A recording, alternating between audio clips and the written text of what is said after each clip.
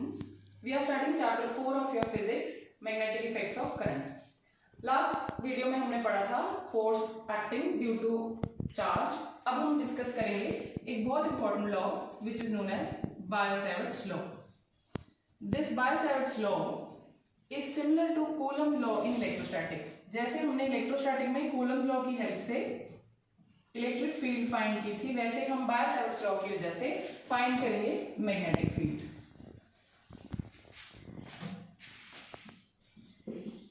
But in बायो-सैवर्ट्स law, we can find only small amount of magnetic field.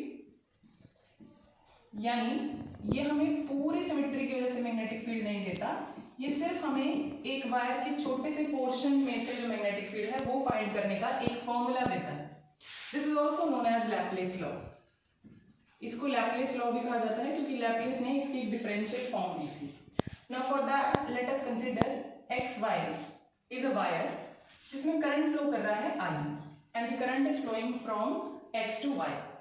Now suppose हमें magnetic field find करनी है किसी भी point P पे जो इस वायर से R डिस्टेंस पे है. बायो-सैवर्ट्स लॉ की हेल्प से हम सिर्फ एक छोटे से एलिमेंट की वजह से मैग्नेटिक फील्ड फाइंड कर सकते हैं. लेट अस कंसीडर वो छोटा सा जो एलिमेंट है उसको हमने नाम दे दिया DL. Most important thing in this derivation is the angle theta. ये थीटा एंगल किसके बीच में है? This theta is the angle between small current element DL and R के बीच में. So the small amount of magnetic field, क्योंकि हमने एक छोटा सा एलिमेंट लिया है DL, तो small amount of magnetic field DB which is directly proportional to I. यानी मैग्नेटिक फील्ड डिपेंड करेगी कितना करंट फ्लो कर रहा है इस वायर में. मैग्नेटिक फील्ड डिपेंड करेगी स्मॉल एलिमेंट पे. Magnetic field again depends inversely with the distance यानी 1/r² पे. And magnetic field depends on the sine of the angle between DL and R. So DB depends on, you can write it as IDL sin theta upon r². अब अगर हम इस proportionality को हटा दें तो हमें एक कांस्टेंट मिल जाता है, तो हम इसको लिखेंगे DB is equal to K IDL sin theta by r². Similar to Coulomb's law, this K is a constant, पर ये K डिपेंड करता है सिस्टम ऑफ यूनिट्स पे. यानी अगर हमारे पास SI सिस्टम है तो इसकी वैल्यू कुछ अलग होगी, CGS सिस्टम है तो कुछ अलग होगी. And secondly it depends upon the medium. Now you need to remember, if the system is SI system, तो K की जो वैल्यू होगी वो होगी μ0 अपॉन 4π. Where this μ0 is, अगर आपको याद हो तो हमने इलेक्ट्रोस्टैटिक में एक टर्म पढ़ी थी epsilon not. That epsilon not was the permittivity, यानी किसी भी मीडियम में से कितनी इलेक्ट्रिक फील्ड लाइंस फ्लो करती हैं. ये भी मिलता जुलता ही है. μ0 is the absolute permeability, which means number of magnetic field lines crossing particular area. And in CGS system K की वैल्यू हो जाएगी 1. Now for air and vacuum, हमारे पास जो पूरा फॉर्मूला बन जाएगा बायो-सैवर्ट्स लॉ से वो बन जाएगा μ0 upon 4π IDL sin theta by r². Now since μ0 by 4π is a constant value for air vacuum and SI system, तो एक्सपेरिमेंटली इसको कैलकुलेट किया गया एंड द वैल्यू इज 10⁻⁷. जो μ0 की वैल्यू है वो है 4π into 10⁻⁷ Weber ampere inverse meter inverse, or the units is Tesla ampere inverse meter. Now this formula of dB gives you the scalar value या magnitude of the magnetic field. अगर हमने इसको vector form में लिखना हो तो vector form में हम dB को लिखेंगे dB vector as, now you can see this is the angle between I and DL. And this is the sine theta. तो साइन थीटा किस में आता है? क्रॉस प्रोडक्ट में. यानी you write it as A cross B is equal to A B sine theta. तो मैं इसको चेंज करके लिखूं तो ये बन जाएगा mu naught by 4 pi I D L, किस किस के बीच का एंगल है ये, डी एल यानी करंट एलिमेंट और distance from the current element to the point जहां पे हमने मैग्नेटिक फील्ड फाइंड करने हैं। तो हम इसको लिखेंगे D L cross R divided by R cube. यानी मैंने क्या किया, मैंने यहाँ पे dl से मल्टीप्लाई कर दिया और dl से डिवाइड कर दिया, तो ये क्या बन गया ए बी साइन थीटा और नीचे हमारे पास आ गया R cube. So this is the vector form of Biot Savart's law. And how can you find the direction, magnetic field की डायरेक्शन क्या होगी। The direction can be calculated by right hand thumb rule या फिर screw rule. यानी we always move from first vector to second vector. Now in this case हम first vector कौन सा है dl, we'll use your right hand and dl is the first vector and r is the second vector। तो right hand से हम कहाँ जा रहे हैं, first vector से second vector। तो जो rotation है वो क्या है clockwise and my thumb is going inward। तो इस केस में जो मेरा thumb है वो inward जा रहा है, तो यहां पे मैग्नेटिक फील्ड क्या होगी inward and inward is represented by a cross. So अगर यही पॉइंट P यहां कहीं होता तो क्या होता, dl क्रॉस r में सेंस ऑफ रोटेशन चेंज हो जाती। तो जब सेंस ऑफ रोटेशन चेंज हो जाएगी तो मेरा थंब जो है वो आउटवर्ड आएगा, तो इस पॉइंट पे मैग्नेटिक फील्ड जो होगी वो होगी outward. So at this point magnetic field will B outward, at this point magnetic field will be inward. तो हम किसी भी पॉइंट पे मैग्नेटिक फील्ड जो है वो फाइंड कर सकते हैं by right hand thumb rule. Okay, next is the application of Biot Savart's law.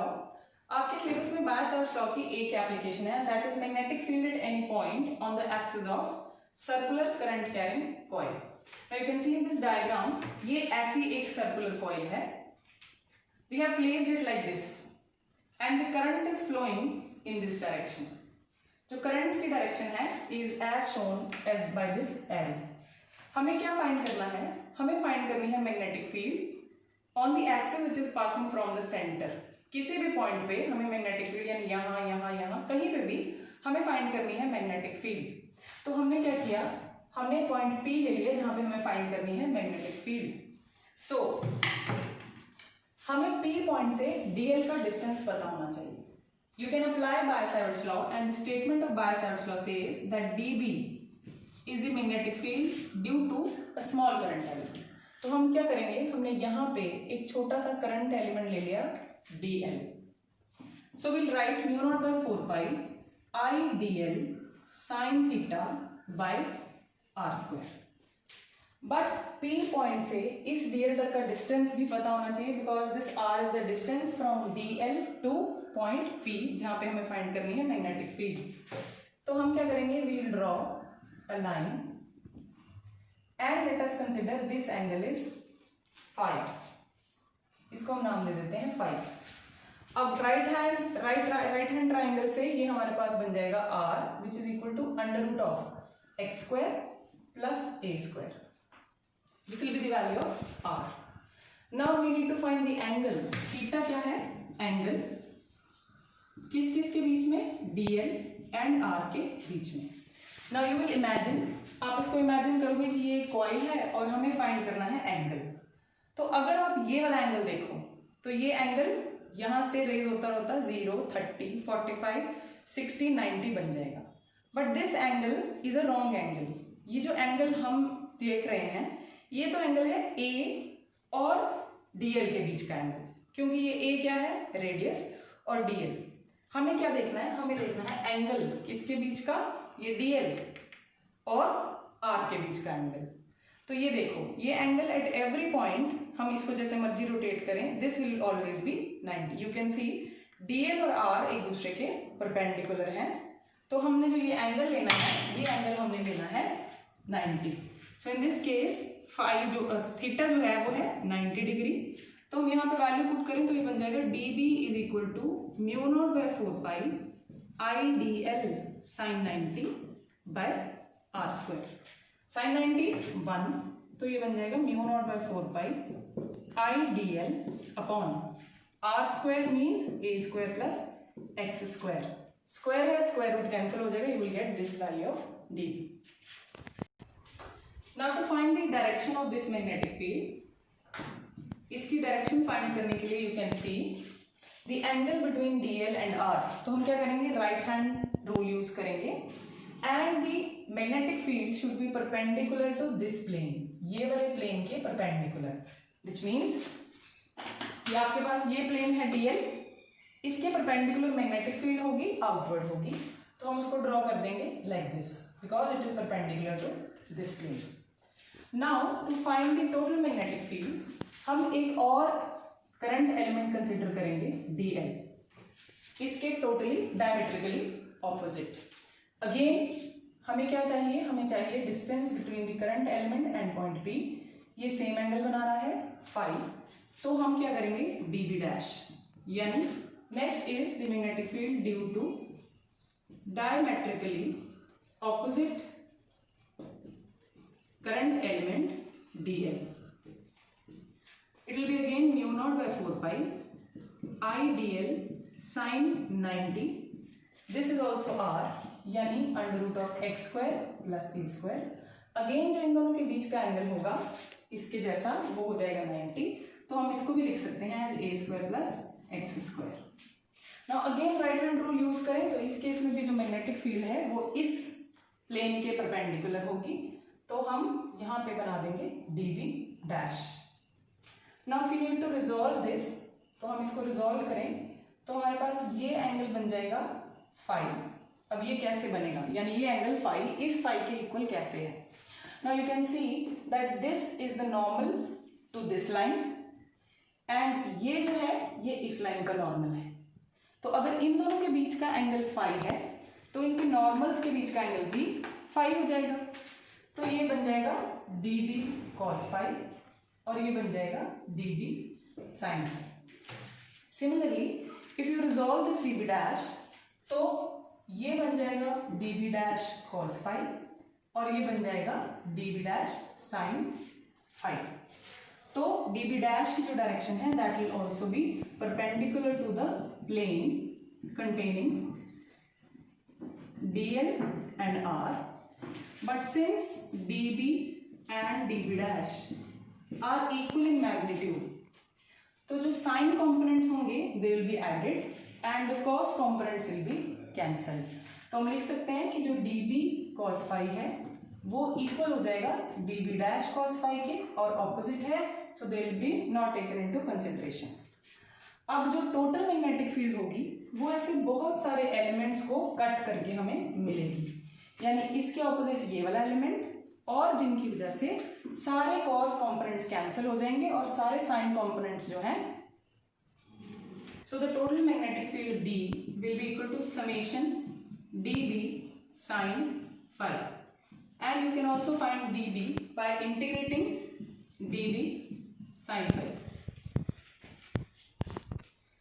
So the total magnetic field will be mu naught upon 4 pi I dl upon a square plus x square sin phi. Now sin phi from this triangle can be calculated and sin phi will be equal to perpendicular upon hypotenuse and that is x square plus a square. So we'll write the total magnetic field as mu naught upon 4 pi I upon a square plus x square और sin phi की जगह हम ये value put करें तो ये बन जाएगा a x square plus a square and integrating this dl over this whole length या आप कह सकते हैं circumference, तो ये बन जाएगा 2 pi a. तो हमारे पास फॉर्मूला बन गया mu naught upon 4 pi I a square plus x square, यहाँ पे आना था स्क्वायर रूट 1/2, तो ये बन जाएगा 3/2 a as it is and integrating you will get 2 pi a. So the total formula of magnetic field will be mu naught upon 4 pi 2 times pi a square I upon a square plus x square 3/2. So this is the formula for the magnetic field on the axis of a current carrying circular coil.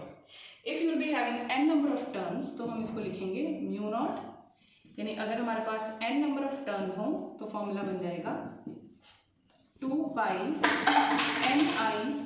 a square plus x square raise to power 3/2। अब ये derivation जो हमने की, this is the magnetic field on the axis. हम इसी formula को थोड़ा सा चेंज करके magnetic field at the centre of the circular coil भी फाइंड कर सकते हैं। एंड रिमेंबर, ये जो फॉर्मूला है magnetic field at the centre of the circular coil का, this is very important formula. इसके ऊपर आपको बहुत सारे न्यूमेरिकल्स बोर्ड में भी आ जाते हैं, तो इस फॉर्मूला को ध्यान से समझ लेते हैं। Now if you have this as a circular coil and I is the current flowing, तो ये जो x डिस्टेंस है this will be reduce to 0, क्योंकि हमने जो पॉइंट P है इसको शिफ्ट कर दिया सेंटर पे, यानी x will be very less as compare to A। यानी हम इस फॉर्मूले में लिखेंगे B as mu naught upon 4 pi 2 pi a square into I as it is.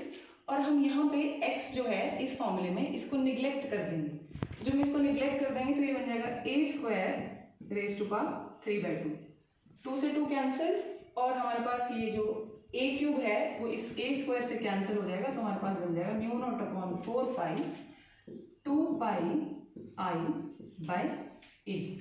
So you will get the formula as b is equal to mu naught by 4 pi I by a as it is, यानी इसको याद रखने का तरीका। और bracket में हम लिखेंगे angle subtended at the centre, centre पे जितना एंगल बना। और डायरेक्शन कैसे पता करेंगे? Again, if the magnetic current flowing is in the anti clockwise direction, तो जो हमारे पास मैग्नेटिक फील्ड होगी वो हो जाएगी आउटवर्ड। तो इस केस में मैग्नेटिक फील्ड होगी outward. Similarly if the current flowing is in this direction clockwise, तो मेरा थंब जो है वो जा रहा है inward, so magnetic field will be inward. Suppose हमें फाइंड करना हो magnetic field due to this circular section और एंगल बन रहा हो π/4 एंड करंट की डायरेक्शन हो जाए ये वाली, तो हम यही फॉर्मूला यूज करेंगे। चाहे हमारे पास सेमी सर्कल हो, चाहे हमारे पास कोई भी कोनिकल सेक्शन हो, हमें सिर्फ क्या पता होना चाहिए? Angle which is forming at the centre. ये क्या होगा? Pi if this is a semi circle. तो हम इसी फॉर्मूला को यूज करेंगे और फॉर्मूला बन जाएगा mu naught by 4 pi I by a।